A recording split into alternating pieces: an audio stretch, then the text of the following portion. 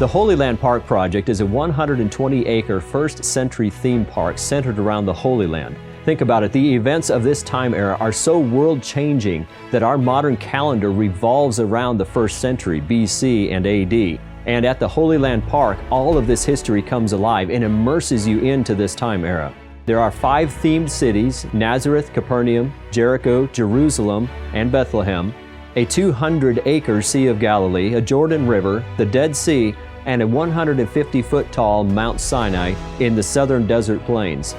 Capernaum is the cultural center of the park. It is where you get immersed into this time era and experience what life was like, whether it be a rich tax collector or a poor fisherman or a Roman centurion. All of this comes alive at Capernaum. You also get to take a ride on the Sea of Galilee aboard a first-century fishing vessel. To the south is Nazareth. Nazareth is the city of industry. It is where all of these ancient trades are demonstrated and performed, from stone carving and wood crafting to pottery and ironworking.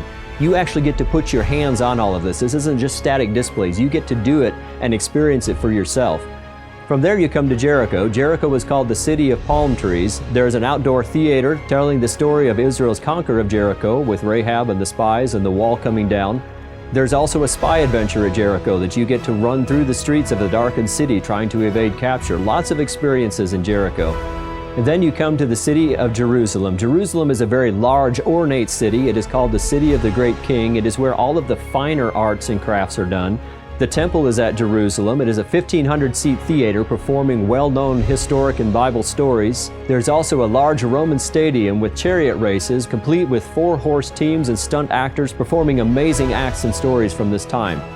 There are marketplaces, there are restaurants, there are rides, and many themed buildings and characters everywhere throughout Jerusalem.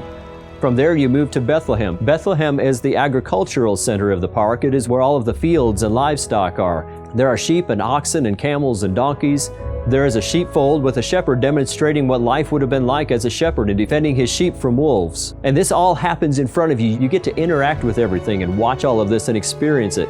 There's also a 2-story inn where you can enjoy a meal and watch the Christmas story be played out on the streets below. And to the southern end of the park is Mount Sinai. Mount Sinai is where God met with Moses and told him to bring Israel out of Egypt. They later returned, came back to Sinai, and received the 10 Commandments.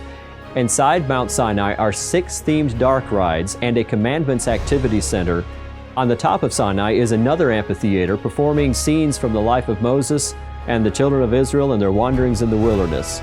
All throughout the park there are themed characters that are milling about and interacting with visitors and performing demonstrations and dramas right there amongst everybody. And you get to experience all this for yourself. You're not just watching this on a movie somewhere. You're actually in it and surrounded by it. Now this is a very large project. It's going to take a lot of talent, a lot of ability, a lot of resources. Check out holylandpark.com. See how you can help make this vision a reality.